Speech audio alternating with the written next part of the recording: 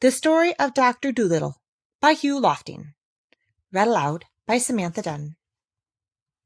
The 18th chapter. Smells. "Your uncle must now be found," said the doctor. "That is the next thing, now that we know he wasn't thrown into the sea." Then Dab-Dab came up to him again and whispered, "Ask the eagles to look for the man. No living creature can see better than an eagle. When they are miles high in the air, they can count the ants crawling on the ground.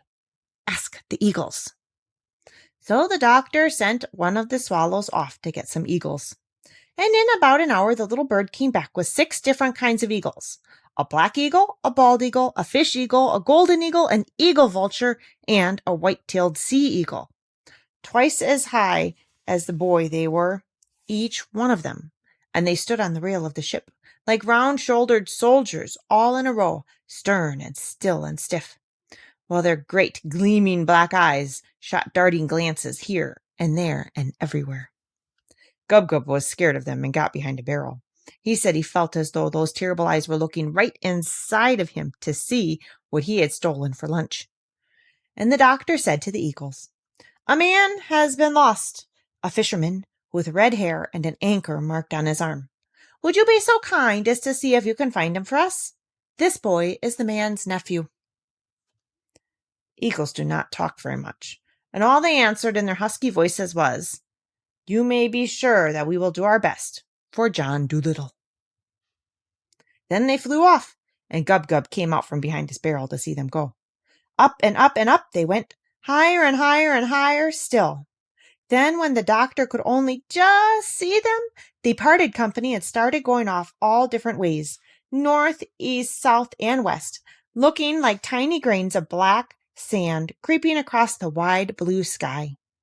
"My gracious," said Gub-Gub in a hushed voice, "what a height! I wonder what they don't scorch their feathers so near the sun." They were gone a long time, and when they came back it was almost night.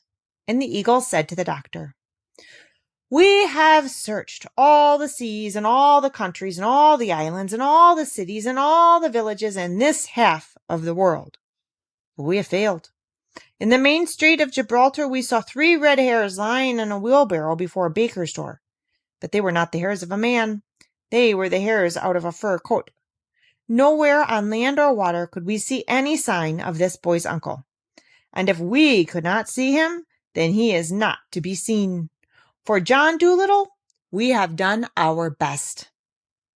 Then the 6 great birds flapped their big wings and flew back to their homes in the mountains and the rocks. "Well," said Dab-Dab, after they had gone, "what are we going to do now?" "The boy's uncle must be found. There's no 2 ways about that. The lad isn't old enough to be knocking around the world by himself. Boys aren't like ducklings. They have to be taken care of till they're quite old. I wish Chee-Chee were here. He would soon find the man. Good old Chee-Chee. I wonder how he's getting on." "If only we had Polynesia with us," said the White Mouse. "She would soon think of some way. Do you remember how she got us all out of prison the 2nd time? My, but she was a clever one." "I don't think so much of those eagle fellows," said Jip. "They're just conceited. They may have very good eyesight and all that, but when you ask them to find a man for you, they can't do it. And they have the cheek to come back and say that nobody else could do it. They're just conceited, like that collie in Puddleby. And I don't think a whole lot of those gossipy old porpoises either. All they could tell us was that the man isn't in the sea. We don't want to know where he isn't. We want to know where he is." "Oh, don't talk so much," said Gub-Gub. "It's easy to talk, but it isn't so easy to find a man when you have got the whole world to hunt him in. Maybe the fisherman's hair has turned white, worrying about the boy, and that was why the eagles didn't find him. You don't know everything. You're just talking. You're not doing anything to help. You couldn't find the boy's uncle any more than the eagles could. You couldn't do as well." "Couldn't I?" said the dog. "That's all you know, you stupid piece of warm bacon. I haven't begun to try yet, have I? You wait and see." Then Jip went to the doctor and said, "Ask the boy if he has anything in his pockets that belonged to his uncle, will you, please?" So the doctor asked him, and the boy showed him a gold ring which he wore on a piece of string round his neck because it was too big for his finger. He said his uncle gave it to him when they saw the pirates coming. Jip smelt the ring and said, "That's no good. Ask him if he has anything else that belonged to his uncle." Well, then the boy took from his pocket a great big red handkerchief and said, "Well, this was my uncle's too." As soon as the boy pulled it out, Jip shouted, "Snuff! By jingo! Black rappy snuff! Don't you smell it?" His uncle took snuff. "Ask him, doctor." The doctor questioned the boy again, and he said, "Yes, my uncle took a lot of snuff." "Fine," said Jip. "The man is as good as found. 'Twill be as easy as stealing milk from a kitten. Tell the boy I'll find his uncle for him in less than a week. Let us go upstairs and see which way the wind is blowing." "But it's dark now," said the doctor. "You can't find him in the dark." "I don't need any light to look for a man who smells of black rappy snuff," said Jip as he climbed the stairs. "If the man had a hard smell like string now or hot water, it would be different. But snuff?" "Does hot water have a smell?" asked the doctor. "It certainly has," said Jip. "Hot water smells quite different from cold water. It is warm water or ice that has the really difficult smell. Why, I once followed a man for 10 miles on a dark night by the smell of the hot water he used to shave with, for the poor fellow had no soap. Now then, let us see which way the wind is blowing. Wind is very important in long-distance smelling. It mustn't be too fierce a wind, and of course it must blow the right way.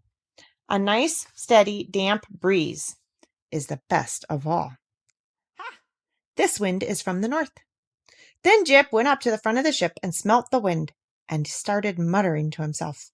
"Tar, Spanish onions, kerosene oil, wet raincoats, crushed laurel leaves, rubber burning, lace curtains being washed. Nope, my mistake. Lace curtains hanging out to dry. And foxes. Hundreds of them. Cobs and—" "Can you really smell all those different things on this one wind?" asked the doctor. "Why, of course," said Jip. "And those are only a few of the easy smells, the strong ones. Any mongrel could smell those with a cold in the head. Oh, wait now, and I'll tell you some of the harder scents that are coming on this wind. A few of the dainty ones." Then the dog shut his eyes tight, poked his nose straight up into the air, and sniffed hard with his mouth half open. For a long time he said nothing. He kept as still as a stone. He hardly seemed to be breathing at all. When at last he began to speak, it sounded as though he were singing sadly in a dream. "Bricks," he whispered very low.